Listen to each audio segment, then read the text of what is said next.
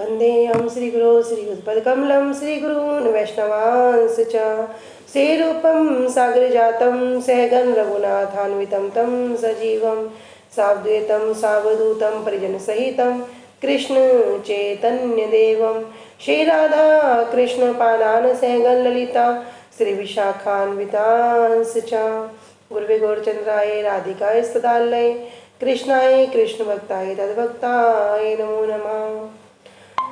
वाञ्छाकल्पतरुभ्यश्च कृपा सिन्धुभ्यैव च पतितानां पावनेभ्यो वैष्णवेभ्यो नमो नमः।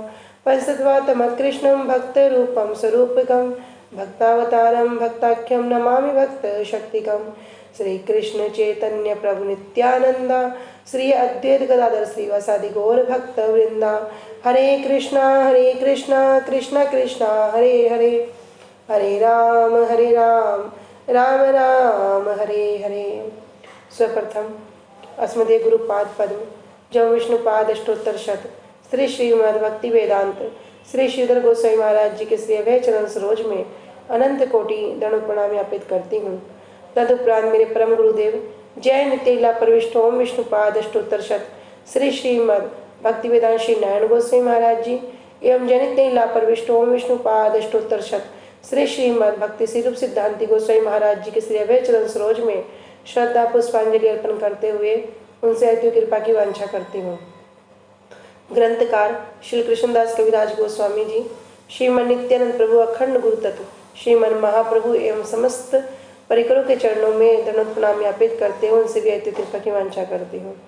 उपस्थित वैष्णव जन भक्तवृंद माता पिता भाई बहन सभी को मेरा दंडवत प्रणाम स्वीकार हो। सभी को हरे कृष्णा दंडवत प्रणाम। कृष्णा दीदी ये जो गुरु श्री गुरुदेव की अहेतु की कृपा से हम जो ग्रंथ कर रहे हैं उसका नाम है श्री श्री चैतन्य चैतामृत। श्री श्री चैतन्य चैतन्य ग्रंथ के अंतर्गत हम श्रवण कर रहे हैं मध्य लीला 22वां अध्याय, जिसमें हम आ चुके हैं प्यार संख्या 81 और पेज संख्या है हमारा 349। तो अब तक हमने श्रवण किया था जो कृष्ण भक्ति है उसका जो जन्म है, कृष्ण भक्ति जो हमारे हृदय में उदित होती है उसका जो मूल है साधु संग, और साधु संग का भी मूल है, साधु संग का ही मूल है श्रद्धा। इसी विषय में अब आगे श्रवण कर रहे थे कि साधु संग के बिना कोई जब भी अपनी क्या करेगा, कपोल कल्पना से उत्पन्न उपाय का सहारा लेगा, तभी माया क्या करेगी, श्री कृष्ण भक्ति का छल करके उसको भक्ति मार्ग से भ्रष्ट करा देगी। और जो फल भोगवादी जो कर्मी हैं या अभेद जो ब्रह्म अनुसंधान परक अर्थात जो ज्ञानी जन हैं या जो आउल बाउल जो अनेक अनेक प्रकार के जो लोग हैं वो क्या करेंगे, उस बहिर्मुख दल में ही वो शामिल हो जाएंगे, जिसको माया क्या करेगी, भक्ति का छल करके भक्ति मार्ग से ही गिरा देगी। माया क्या करेगी, ठीक है। इसलिए साधु संग ही भक्ति प्रतिकूल मार्ग के अनुसरण की प्रवृत्ति के मूल को काटने वाला है। क्या करेगा, भक्ति प्रतिकूल जो भी भक्ति प्रतिकूल जो चेष्टाएं हैं वो कुछ से बच कैसे सकेंगे, एकमात्र साधु संग से। इसलिए हमने श्रवण किया था साधु संग सर्व शास्त्र काए लव मात्र साधु संग सर्व सिद्धि पाए, कि भैया अगर कोई लव मात्र भी साधु संग करता है उसकी वास्तव में सिद्धि हो जाती है। इसी में हम आ चुके थे प्यार संख्या 81। यहाँ कह रहे हैं भव अपवर्गो भ्रमते यदा भवेज जनस्य तहिर्च्युत सतसमागमा सतसंगमो यहिर तदेव सद्गतो परावरे से त्वयि जायते रति। तो कह रहे हैं यहाँ पे कि जायते रति मतलब उसकी क्या होगी, रति उत्पन्न हो जाती है। कैसे होती है, कह रहे हे अच्युत भव अपवर्ग मतलब इस संसार में भ्रमण करते करते जब कोई क्या करेगा, उसका इस भव सागर से पार होने का फल उपस्थित हो जाता है। अभी वो क्या कर रहा है, भ्रमण कर रहा है, कभी नीचे के लोक में कभी ऊपर के लोक में। एक ब्रह्मांड के अंदर 14 लोक हैं, उन 14 लोक में अपने अपने कर्म के अनुसार वो भ्रमण कर रहा है। बहुत अच्छे कर्म किए तो स्वर्ग का लोक प्राप्त हो गया, किसी ने खराब कर्म किए उसे नरक प्राप्त हो गया, लेकिन बार बार क्या होगा, अपने कर्मों को भोग के भी यहीं पर आना पड़ता है। इसलिए भगवद गीता में कहते हैं ना, तेतम भुगत्वा स्वर्गलोकम विशालम शीनम पुण्यम मृत्युलोकम विशंति, कि भैया अगर कोई बड़े किसी को स्वर्ग मिल गया, स्वर्ग को भोग कर भी उसको वापस आना पड़ेगा, और किसी को नरक मिल गया, नरक का दंड भोग के भी वापस आना पड़ेगा। कह रहे लेकिन पूरा संसार का भ्रमण करते करते क्या हुआ, जब उसका भव सागर से पार होने का जब फल उपस्थित हो गया, तब क्या होगा, जीव को सत्संग की प्राप्ति होती है। क्योंकि अभी तो माया के संसार में पढ़कर गोते लगा रहा है, कभी गिर रहा है, कभी उठ रहा है, कभी रो रहा है, उसे पता ही नहीं मैं हूँ कौन। किंतु अभी उस फल से क्या हो गया, सत्संग की प्राप्ति हो गई। और सत्संग की प्राप्ति से क्या हो गया, कह रहे सत्संगोमो यही तदेव सदगतो, तदेव अर्थात उसकी सदगति हो गई। सत्संग प्राप्ति से क्या होगा, सत्संग से ही जो सुंदर जो साधु संग है, उनके द्वारा ही जो वास्तव वस्तु है उसका ज्ञान होगा। तो फिर क्या करेगा, परमेश्वर स्वरूप आप में रति उत्पन्न हो जाती है। कह रहे रति जायते, वो रति उत्पन्न हो जाएगी। इसलिए इसमें आगे कह रहे हैं श्रीमद् भागवतम में से, कह रहे सत्संग ही क्या है, सत्संग ही जीव के लिए परम धन है। संसार में हम अनेक अनेक जो जड़ वस्तु हैं, अनित्य वस्तु हैं, इनको ही अपना धन मान के बैठे हैं, किंतु वास्तव में जो परम धन है, वो परम धन क्या है, सत्संग। अगर किसी को सत्संग मिल जाए, लव मात्र साधु संग सर्व सिद्धि है, वो सत्संग ही क्या है, परम धन है। करे अतः आत्यांतिकम क्षेमम पृच्छामो भवतो अनघा संसारे अस्मिन् सनार्दो अपि सत्संगा सेवाधिनिर्णाम। करे अतः मतलब इसलिए किस लिए, करे शुद्ध भक्तों के दर्शन की जो दुर्बलता है उसके कारण। अभी क्या है, आत्यांतिक क्षेमम, आत्यांतिक हमने श्रवण किया था, क्या मतलब है, जो वास्तव में परम मंगल है। श्रेय अर्थात मंगल, जो श्रेय करने वाला है। श्रेय किसके लिए, जो आत्मा के लिए, जो कल्याणकारी है। कह रहे आत्यांतिक क्षेमम, कह रहे परम सौभाग्यवान जो है। कह रहे पृच्छामो भक्तो अनघा, क्या करे, पृच्छामो पूछ रहे हैं, भक्तो अनघा, अनघ कहते हैं हे निष्पाप, अघ मतलब पाप, अनघ मतलब जिसका कोई पाप नहीं है, हे निष्पाप। किससे पूछे, आपसे पूछ रहे हैं। कह रहे संसारे अस्मिन, ये जो संसार है, सनार्दो अपि, इस संसार में यदि किसी का सन मात्र के लिए, सन आर्ध मतलब एक सन के भी आधा सन, सन आर्ध, कोई अगर आधे सन के लिए भी किसी को सत्संग प्राप्त हो जाए तो क्या होगा, सेवाधिनिर्णाम। कह रहे उसके लिए क्या है, खजाना स्वरूप है। उसके लिए मानव जो हमें जो मनुष्य शरीर मिल गया, हमारे लिए क्या है, ये वास्तव में बहुमूल्य खजाना है। तो इसमें कह रहे हैं यहाँ पर, जब श्री वसुदेव जी श्री नारद जी क्या कर रहे हैं, भागवत धर्म के विषय में सुना रहे हैं, तब विदेहराज नेमी और नवयोगेंद्र जी का संवाद है, उसका यहाँ पर वर्णन कर रहे हैं। तो महाराज नेमी यहाँ पर यज्ञ कर रहे हैं, और इसी समय में जो महाभागवत नवयोगेंद्र हैं वे वहाँ पर उपस्थित हो गए।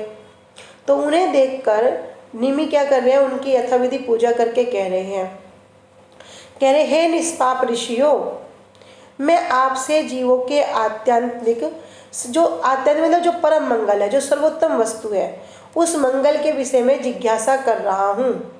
क्यों, संसारे अस्मिन् सनार्दो अपि, क्योंकि संसार में क्या बताया है कि अगर कोई आधे सन के परिमाण का भी क्या कर ले, सत्संग अर्थात साधु संग कर ले, कह रहे सेवाधिनिर्णाम, तब क्या होगा, उसके लिए वही बहुमूल्य खजाना हो जाएगा। अभी संसार में क्या करते ना, कोई धन कमाने में, कोई एक गाड़ी है, दो गाड़ी करने में, किसी के पास एक बंगला है, दो बंगले करने में लगे हुए हैं, किंतु वस्तु सब कैसी है, वस्तु है अनित्य, ये नित्य वस्तु नहीं है। लेकिन यहाँ कह रहे हैं अगर कोई सन बात छोड़ दो, अभी कह रहे साधु संग शास्त्र का है, लव मात्र साधु संग सरस्वती देखे, लव मात्र कोई कर लो, कह रहे भैया उस सन का भी अगर कोई आधा भी कर लो, तब भी क्या होगा, उसको बहुमूल्य वस्तु की प्राप्ति हो जाएगी। श्री सनातन गोस्वामी पाद जी, जब शिव जी के जो भक्त थे, उन्होंने कहा कि मुझे तो लड़की की शादी करनी है, उसके लिए कुछ व्यवस्था करो, भेज दिया सनातन गोस्वामी पाद जी के पास कि जाओ वो मेरा एक भक्त है, मेरे पास तो कुछ है नहीं, मैं तो भैया शमशान में रमता जोगी हूँ और मैं अपने पास कुछ रखता नहीं हूँ, मेरी तो पहनने को कपड़ा नहीं, रहने को घर नहीं, जाओ उनसे जाके ले लो। सनातन गोस्वामी पाद जी के पास पहुँच गए, देखा क्या वहाँ बैठ के वे तो हरि नाम कर रहे हैं, उनके पास क्या है। जब इस प्रकार देख रहे हैं तो जब बोले कि मुझे शिव जी ने भेजा है और आपके पास मुझे लड़की की शादी करनी है तो मुझे दे दो। सनातन गोस्वामी पाद जी के भैया मैं तो फक्कड़ साधु, मेरे पास क्या मिलेगा। लेकिन फिर विचार किया जब शिव जी ने भेजा तो कुछ तो होगा। तो फिर याद आया कि एक जो मणि है, पारस मणि, वो कूड़े में पड़ी है। कह रहे जाओ उसमें से निकाल के ले जाओ। अब उसमें से निकाल के ले गया। रास्ते में विचार आया, अरे ये पारस मणि को इस तरह कूड़े में डालकर ये कर क्या रहे हैं, मतलब इसका मतलब इनसे ऊपर की भी कोई वस्तु इनके पास है। फिर वापस आए, अब मन में क्वेश्चन आ गया ना, जिज्ञासा हो गई। वापस आने के बाद फिर क्या किया, उनसे पूछा कि ऐसा आप किस धन में धनी है जो आपने इतनी बहुमूल्य पारस मणि को भी कूड़े में डाल रखा है, मुझे भी वही धन दो। ठीक है, इस मणि को जाओ यमुना जी में फेंक दो। यमुना जी में वो नदी मणि फेंक दी, स्नान करके आए, वो हरि नाम रूपी धन उनको दे दिया। क्या हुआ, शिव जी ने भी परम वैष्णव है और वैष्णव का ही संग प्रदान कर दिया और जो वास्तव वस्तु है वो उनको प्रदान कर दी। इसलिए कह रहे हैं, हे भक्तों, जो समस्त पापों से मुक्त सब लोगों हैं, मैं तुम उनके सबके विषय में पूछ रहा हूँ, पृच्छा में पूछता हूँ, जो सारे जीवों के लिए परम कल्याणकारी है और इस भौतिक जगत में शुद्ध भक्त के साथ आधे सन की अगर संगति भी क्या करेगी, मानव समाज के लिए वही सबसे बड़ा खजाना है।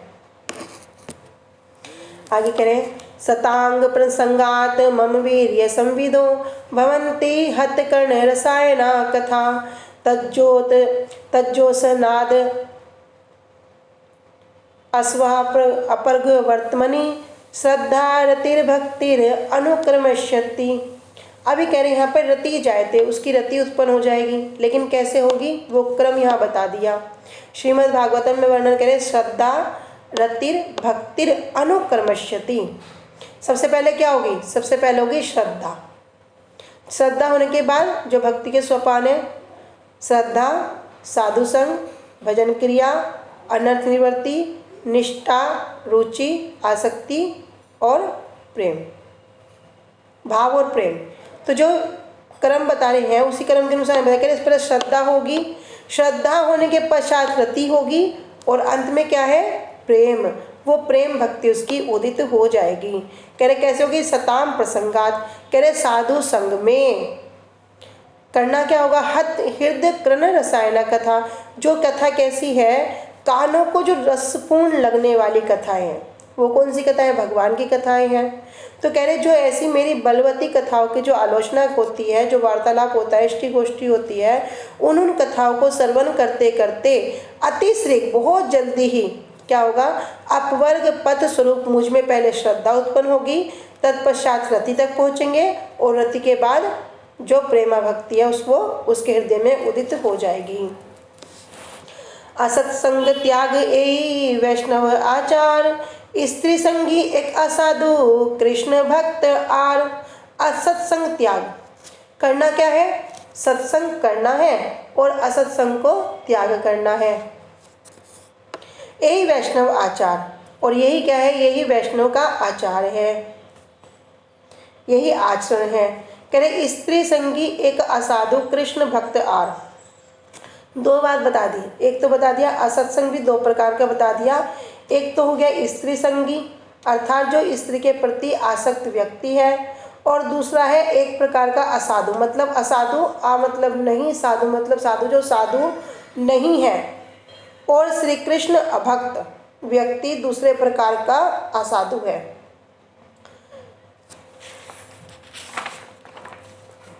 अमृत प्रभा भाष्य श्री भक्ति विनोद ठाकुर जी कह रहे हैं कि साधु संग जिस प्रकार से अन्वय अर्थात प्रत्यक्ष रूप में वैष्णव आचार है, आचार मतलब आचरण, क्या है, अन्वय का शब्द का मतलब है प्रत्यक्ष रूप में, ठीक है।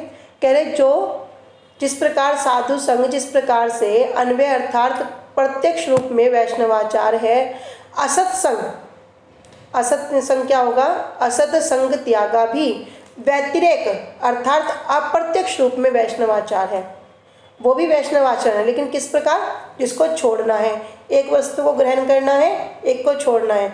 कुछ विधि है, कुछ निषेध है। कह रहे उसी प्रकार ये भी अप्रत्यक्ष मतलब इनडायरेक्ट रूप में भी वैष्णवाचार है। असत भी दो प्रकार का हो गया। एक इसमें हो गया स्त्री संगी, अर्थात स्त्री के प्रति आसक्त व्यक्ति, ये एक प्रकार का साधु हो गया। और दूसरा है श्री कृष्ण अभक्त, ये दूसरे प्रकार का साधु है, मतलब जो साधु नहीं है। शुद्ध भक्त इन दो प्रकार के असत्संग त्याग में विशेष रूप से प्रयत्न करेंगे। जो शुद्ध भक्त हैं, इन दो जो यहाँ पे असत्संग बता दिया, इन असत्संग को त्याग करने में क्या करेंगे, विशेष रूप से प्रयत्नशील रहते हैं। अनुभाष्य, तो अनुभाष्य में कह रहे हैं अवैष्णव संग का परित्याग ही वैष्णव का एकमात्र सदाचार है। एक लाइन में प्रभुपाद जी ने इतनी सुंदर बात को वर्णन कर दिया, क्या करो, अवैष्णव संग मतलब जो वैष्णव नहीं है उनका क्या करो, परित्याग कर दो, यही वैष्णव का एकमात्र सदाचार है। अब यहाँ पे सब प्रकार के अवैष्णवों की बात आ गई। जिस प्रकार हम इधर उधर जाकर कथा श्रवण करते हैं, यदि वो कथा अवैष्णव के मुख से हो रही है उसको भी परित्याग कर दो। श्रीमद् भागवत में वर्णन करते ना, अवैष्णव मुखोद गिरणम पूतम हरिकथामृतम श्रवण नैव कर्तव्यम सर्पोचिष्टम यथापय, कि भैया ऐसी हरिकथा को भी श्रवण करना उचित नहीं है। यद्यपि दिखने में हरिकथा के समान ही प्रतीत होती है, किंतु उदाहरण देकर समझाते हैं कि जिस प्रकार दूध में अगर कोई सर्प क्या करे, उसे दंशन कर जाए, वो दूध नहीं रहता, वो विष बन जाता है, और जो उसको पान करेगा उसकी मृत्यु निश्चित है। इसी प्रकार यदि कोई अवैष्णव के मुख से हरिकथा श्रवण करेगा उसका भी मृत्यु निश्चित है। फिर मंत्र, यदि कोई अवैष्णव से मंत्र लेगा उसका भी मृत्यु निश्चित है। कह रहे अवैष्णव त्याग, इसको पूरा त्याग दो, परित्याग कर दो। त्याग भी नहीं कह रहे परित्याग, प्रकुष्ठ रूपेण त्याग, पूरा का पूरा उसको त्याग कर दो, यही एकमात्र सदाचार है। प्रभुपाद जी ने क्या किया, एक शब्द में सब इस प्रकार के अवैष्णवों की बात कर दी। जैसे कि बहुत से भक्त लोग बोलेंगे कि हमने पहले मंत्र ले लिया था, हमें पता नहीं था, तो यहाँ पे गुरुजी बोलते हैं ये 4 संप्रदाय हैं, इनके अंदर हमें दीक्षित होना होगा। तो इसमें यहाँ पे एक शब्द में बोल दे भैया अवैष्णव, उनको ही परित्याग करना ही सदाचार है। अब अवैष्णव कहने से स्त्री संगी और श्री कृष्ण अभक्त, इन 2 श्रेणियों के लोगों को ही समझना चाहिए। स्त्री संग 2 प्रकार का है, एक वैध धर्म पर स्त्री संग जिस पर वर्णाश्रम धर्म प्रतिष्ठित है, जो वर्ण और आश्रम के अकॉर्डिंग जो होते हैं, और एक अभेद जो अधर्म पर है, जिसके फलस्वरूप वर्ण आश्रम धर्म के नियम भंग होने के कारण क्या होगा, कर्मफल हेतु नरक आदि की प्राप्ति होगी। यदि कोई अवैध रूप में करता है उसके कारण क्या होगा, उसी के कारण उसको नरक आदि की प्राप्ति हो जाएगी। संसार में पाप परायण व्यक्ति कदापि वैष्णव नहीं कहे जा सकते। जो पाप का आचरण करते हैं, जो पाप धर्म पर चलते हैं, जो उसी पथ का अवलंबन करते हैं, ऐसे व्यक्ति कदापि कभी भी वैष्णव नहीं कहे जा सकते। धर्म, अर्थ और काम ये त्रिवर्ग हैं। हम 4 पुरुषार्थ श्रवण करते ना, धर्म, अर्थ, काम और मोक्ष, वो तो हो गए 4 पुरुषार्थ। लेकिन जब धर्म, अर्थ और काम, इन्हें बोलते हैं त्रिवर्ग। ये त्रिवर्ग क्या रहे, स्त्री संगी रूपी अवैष्णव आचार में आबद्ध हैं। चौथा है मोक्ष। मोक्ष में क्या है, मोक्ष नामक चतुर्थ वर्ग स्त्री संग से उत्पन्न नहीं होने पर भी, ये जो मोक्ष है ये यद्यपि स्त्री संग से उत्पन्न नहीं होता, कह रहे नहीं होने पर भी श्री कृष्ण विमुक्ता के कारण मोक्ष अभिलाषी होने पर स्त्री संग की अपेक्षा अधिक अवैष्णव और तुच्छ है। मतलब मोक्ष को कितना तुच्छ बता दिया। कह रहे हैं कि भैया धर्म, अर्थ, काम इनको तो एक अलग कैटेगरी में रख दिया, लेकिन जब मोक्ष की बात कर रहे हैं, कह रहे हैं मोक्ष स्त्री संगी के अंडर में नहीं है, उससे उत्पन्न नहीं होता, तब भी वो क्या है, भगवान से बहिर्मुख हो गया। मोक्ष की मतलब भगवान के ब्रह्म ज्योति रूप को मानना और उसी में एक होने की चेष्टा करना, एक हो जाना। कह रहे हैं कि ये क्या है, स्त्री संग की अपेक्षा अधिक और अवैष्णव और तुच्छ है। 4 पुरुषार्थ हम श्रवण करते हैं, धर्म, अर्थ, काम, मोक्ष, चारों को ही यहाँ खत्म कर दिया। कह रहे ये क्या है, सब तुच्छ है।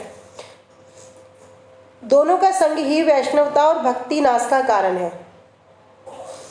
मायावादी मुक्तिकामी है, जो मुक्ति का अवलंबन करते हैं, नाइति नाइति, ये भी नहीं है, ये भी नहीं है, ये भी नहीं है, अहम ब्रह्मस्मि, मैं ब्रह्म हूँ, मैं जब तक इस संसार में हूँ, माया से बद्ध हूँ, तब तक क्या कर रहा हूँ, यहाँ पर फंसा हुआ हूँ, जब यहाँ से जाऊँगा फिर मैं ब्रह्म में लीन हो जाऊँगा।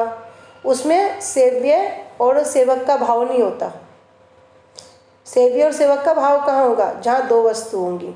लेकिन वहाँ पर क्या मानते हैं, अहम ब्रह्मस्मि, मैं ही ब्रह्म हूँ। तो जब मैं ही ब्रह्म हूँ तो वहाँ पर किसी प्रकार का कोई दूसरी वस्तु है ही नहीं, और दूसरी वस्तु नहीं है तो कौन किसकी सेवा करेगा, इसलिए वहाँ पर किसी प्रकार का सेवक भाव नहीं है। इसलिए वो कहते हैं अहम ब्रह्मस्मि, मैं ही ब्रह्म हूँ। तो मायावादी क्या है, मुक्तिकामी है। जो 5 प्रकार की जो मुक्ति होती है उसमें जो हम सबसे शुरू में श्रवण करते हैं सायुज्य मुक्ति, अर्थात वे मोक्ष फल भोग की कामना से आत्मा के उत्कर्ष के लिए जड़ भोगों को त्याग करते हैं। क्या इच्छा क्या है, मोक्ष की प्राप्ति। फल क्या चाहिए, हमें मोक्ष मिल जाए। उसी मोक्ष को प्राप्त करने की कामना से, हृदय में क्या है, कामनाएं हैं।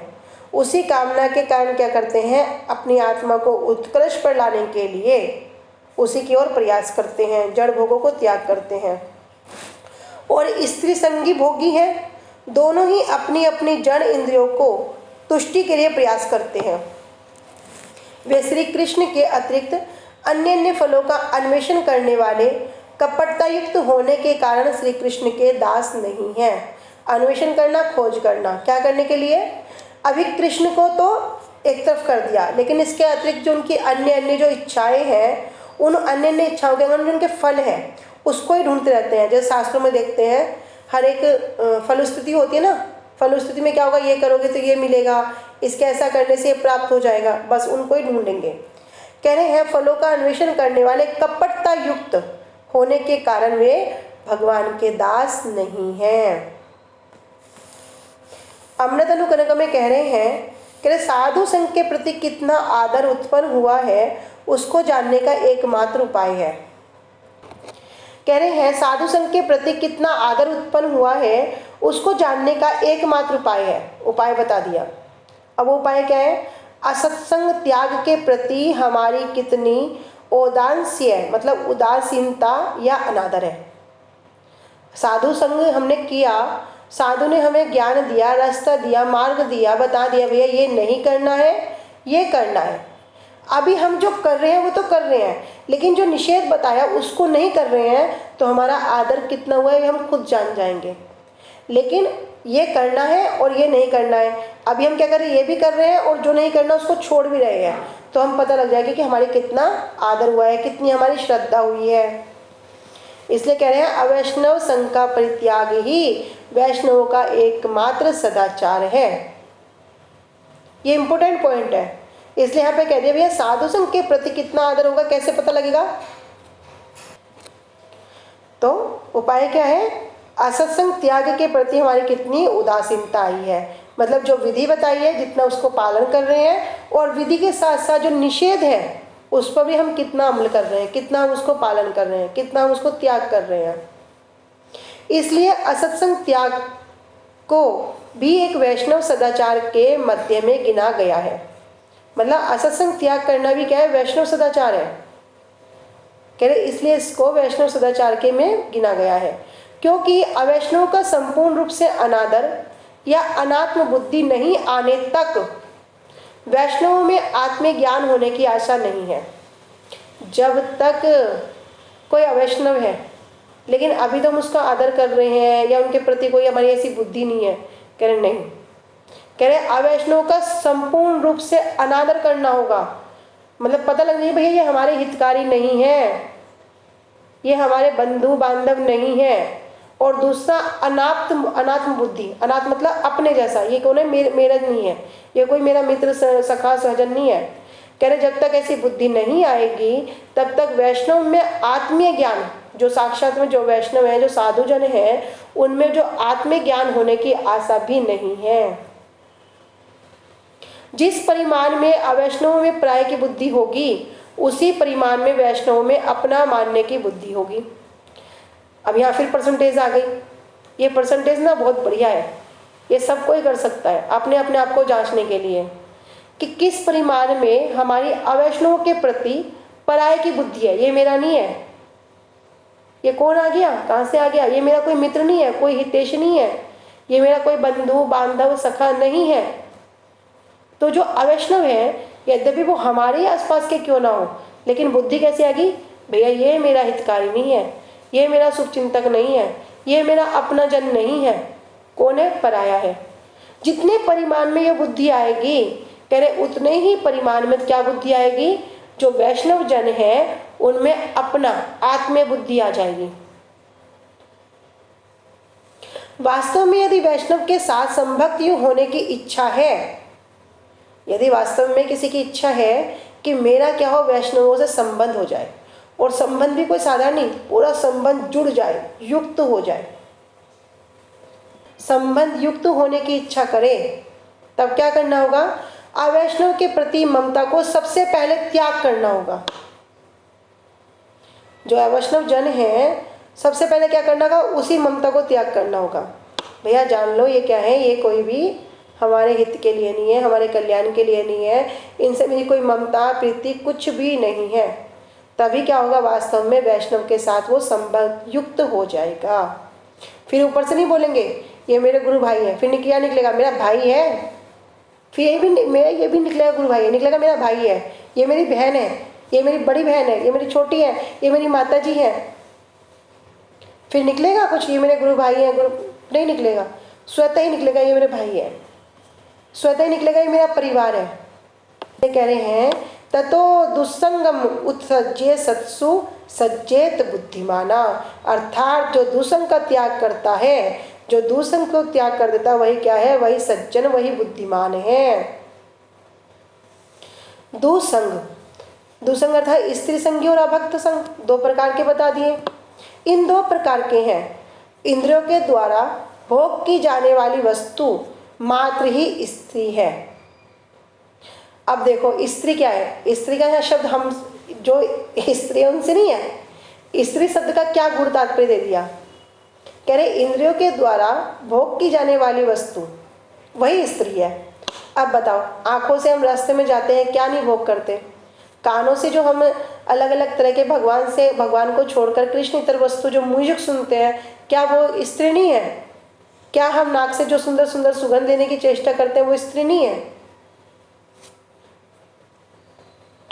ये सब क्या है, यही स्त्री है। उसके प्रति संपूर्ण रूप से प्रीति अथवा अभिनिवेश या ध्यान अथवा चित्त में उसका संपूर्ण रूप से अधिपत्य करवा देने का नाम ही संग है।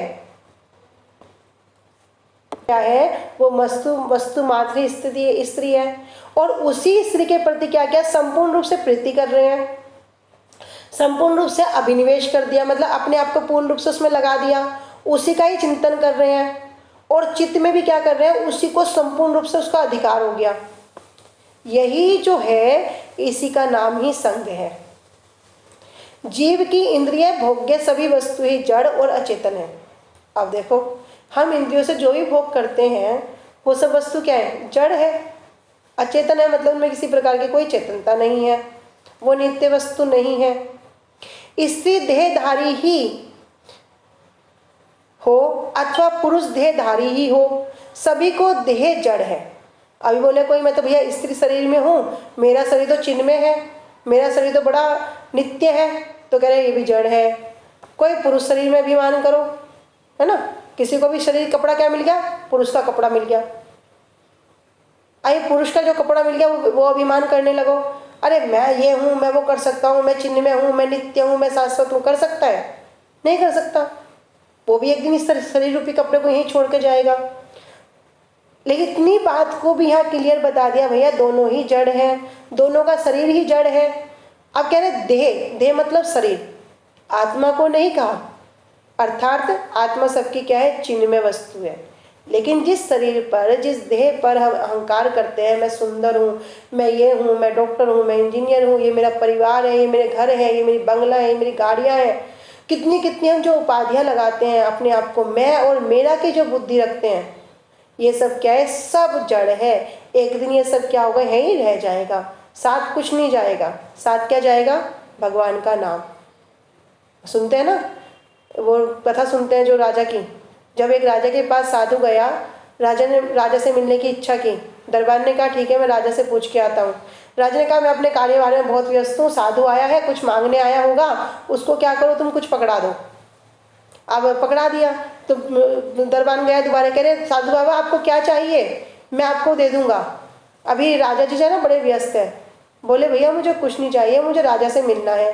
दोबारा गया, दोबारा फिर राजा ने यही बोल दिया, उनको बोलो मैं बहुत व्यस्त हूँ, उनको जो चाहिए वो ले जाए। साधु वहाँ चला गया, कहाँ पे चला गया? रानी के पास चला गया।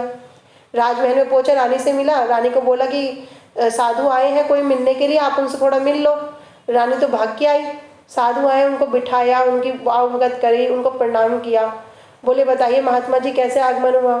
बोले रानी जो तुम्हारे पति है ना उसकी 7 दिन में मृत्यु हो जाएगी, वो मरने वाला है, उसका समय आ गया है।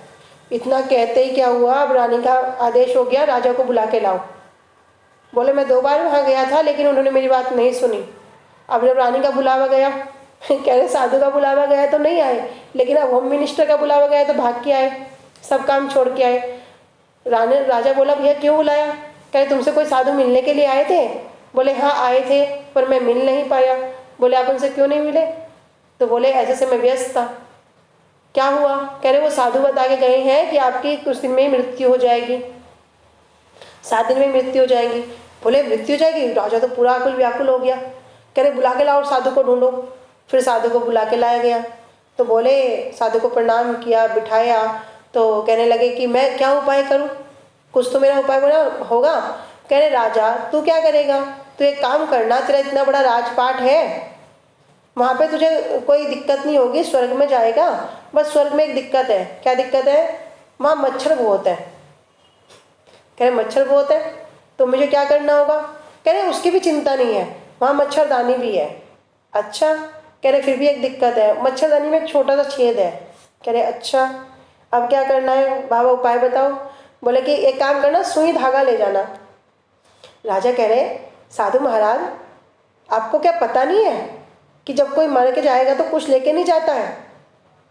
तो साधु कहने लगा भैया यही तो मैं तुझे पूछ रहा हूँ, तू जो इतने कार्य में अपना व्यस्त था, जब मर के जाएगा तो तू साथ क्या लेके जाएगा? भाई तू तो राजा है, रख के ले जाना कहीं को। बोले ये तो पॉसिबल ही नहीं है। तो कह रहे फिर तुम जो इस तरह फंसे पड़े हो, फिर किस लिए फंसे पड़े हो, किसके लिए फंसे पड़े हो, तुमने क्या धन कमाया? फिर वो राजा को अपनी भूल का एहसास हो गया।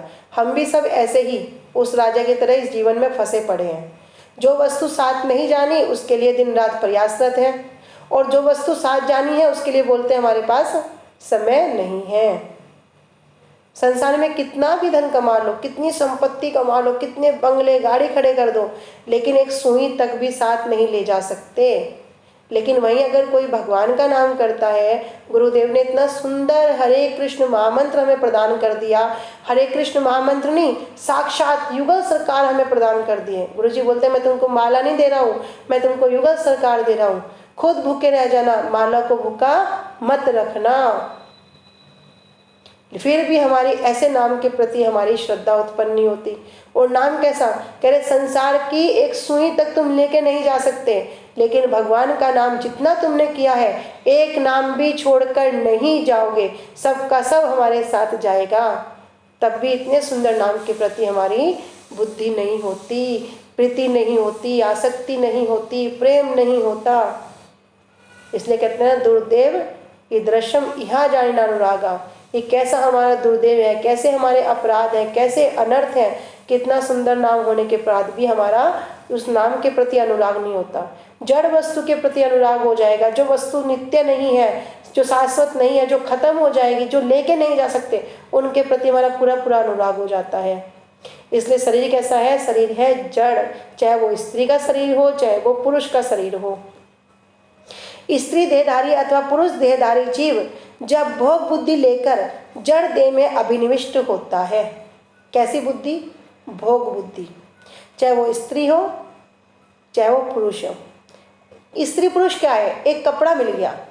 84 लाख प्रकार के कपड़े सुने हैं ना, जल जानव लक्षानी स्थान लक्ष विशंति, कृमियो रुद्र संख्या का, त्रिशल लक्षाणी पशवा, चतुर्लक्षाणी मानवा, है ना। ये जो कपड़े सुने हैं हमने, इन्हें कपड़े में एक कपड़ा मिल गया, किसी को वो पुरुष का मिल गया, किसी को स्त्री का मिल गया, किसी को कुत्ते का मिल गया, किसी को गाय का मिल गया, किसी को गधे का मिल गया, सबको कपड़ा मिल रहा है। इस कपड़े को लेकर अहंकार नहीं करना है। यो स्त्री का कपड़ा मिल गया तो मैं स्त्री होगी, पुरुष का कपड़ा मिल गया मैं पुरुष हो गया, बस, और कोई अंतर नहीं। तो कह रहे हैं जब वो चाहे स्त्री हो या पुरुष हो, ऐसा जीव, जीव कहने से तात्पर्य 84 लाख में जितनी भी योनियां हैं, जब भोग बुद्धि लेकर मैं भोगता हूँ, अपने आप में अभिमान रखता है, मैं कौन हूँ, मैं भोगता हूँ, मैं इन सब चीज़ों का भोग करूँगा, तब क्या होगा, जड़ देह, अभी जड़ है शरीर, अभी हाथ में वो क्या करेंगे, जब इस शरीर से अंदर से ये आत्मा रूपी परमात्मा निकल जाएगी, फिर इसे कोई काटो, कोई इसे मारो, कोई जला दो, कोई दफना दो, कुछ असर होगा, नहीं होगा।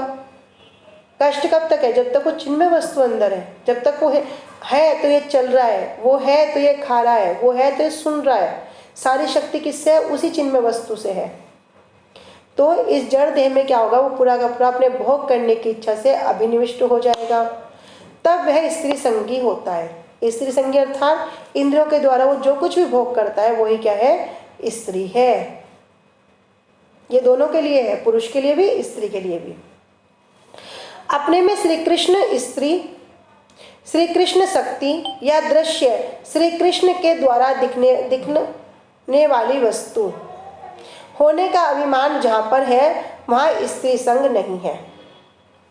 अभी हमने श्रवण किया था कि अपने आप भोग बुद्धि, हमने अपने आप को भोक्ता मान लिया, मैं कौन हूँ, मैं भोक्ता हूँ, और ये जितनी भी संसार में वस्तुएं हैं मेरे भोग करने योग्य हैं। लेकिन भगवद गीता में भगवान क्या कह रहे हैं, वहाँ थोड़ा ना कह रहे कि जीव ही भोग्य है, जीव भोग करेगा, कहीं कहा है, कहीं भी नहीं कहा है। जीव कौन है, वहाँ अभी हम सुनते ना, जीवेर स्वरूप है कृष्ण तथा, जीव तो भगवान का दास है। इसलिए भगवद गीता में कह रहे हैं अहम ही सर्वज्ञा नाम भोक्ता चा प्रभुरेव चा ना तू माम अभिजानती तत्वे नातश्चवंती, मैं ही सभी यज्ञों का भोक्ता हूँ, सबका स्वामी हूँ, जो मुझे इस तत्व से नहीं जानता उसका क्या होगा, उसका पतन हो जाता है। तो एकमात्र भोक्ता कौन है, एकमात्र भोक्ता कृष्ण है, और के सब क्या है, सब भगवान की भोग्य वस्तु है। पुरुष अभिमान और दृष्टा अभिमान, मैं देखने वाला हूँ, ऐसा अभिमान रहने पर ही स्त्री संग होता है। पुरुष अभिमान और दृष्टा, एकमात्र पुरुष कौन है, एकमात्र पुरुष है कृष्ण, बाकी सब कौन है, बाकी सब स्त्री हैं। लेकिन अगर किसी के अंदर यह अभिमान आ जाए कि मैं पुरुष हूँ या मैं दृष्टा हूँ, मैं देखने वाला हूँ, तो वो क्या होगा, इतना अभिमान रहने पर उसका स्त्री संग हो जाएगा। भोक्ता अभिमान के द्वारा भोग्य ज्ञान से दर्शन ही स्त्री दर्शन है। ये बात हम अभी ऊपर क्लियर कर चुके हैं कि वास्तव में स्त्री कौन है, ठीक है। फिर यहाँ पे वही बात को कह रहे हैं कि भोक्ता अभिमान के द्वारा हमारे अंदर क्या गया, भोक्ता अभिमान हो गया, और ये जो जितनी वस्तुएं सब मेरे भोग्य हैं, ये ज्ञान आ गया। तो इसी ज्ञान से दर्शन करना ही स्त्री दर्शन हो गया। जहाँ गुरु दर्शन है वहाँ स्त्री दर्शन नहीं होता। देखो कितनी सुंदर बात है, गुरु दर्शन। जब गुरु जी का कोई दर्शन करता है, दर्शन किससे कर रहे हैं, भले ही जड़ चक्षु से कर रहे हैं, लेकिन किसका कर रहे हैं, चिन्मय वस्तु का कर रहे हैं।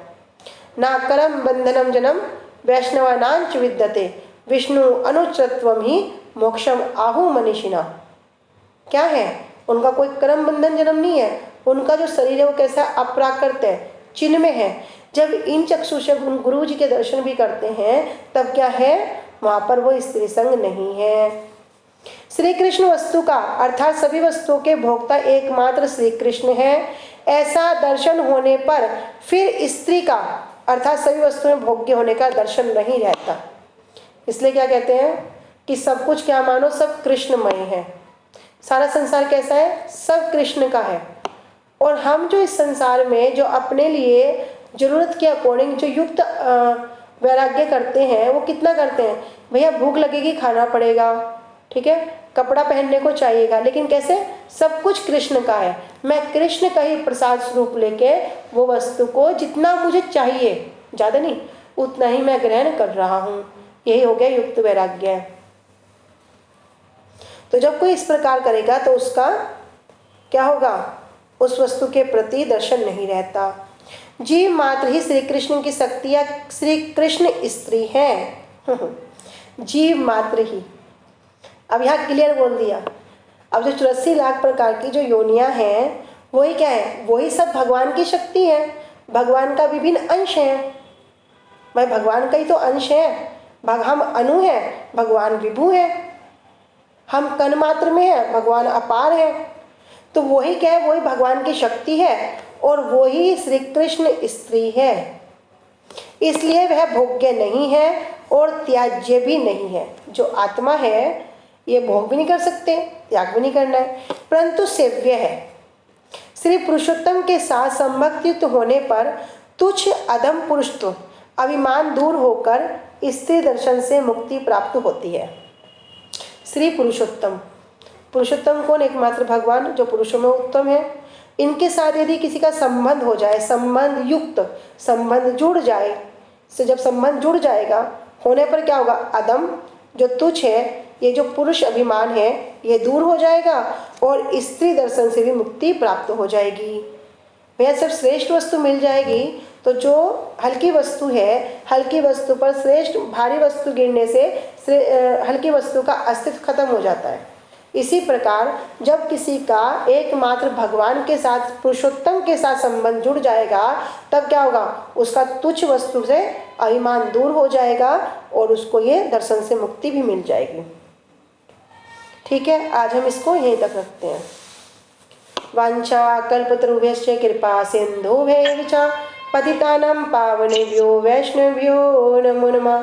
श्री गुरुदेव की जय, अनंत कोटि वैष्णववृंद की जय। निताय गौर प्रेमानंदे हरि हरि बोल। हरे कृष्णा, सभी को धन्यवाद प्रणाम।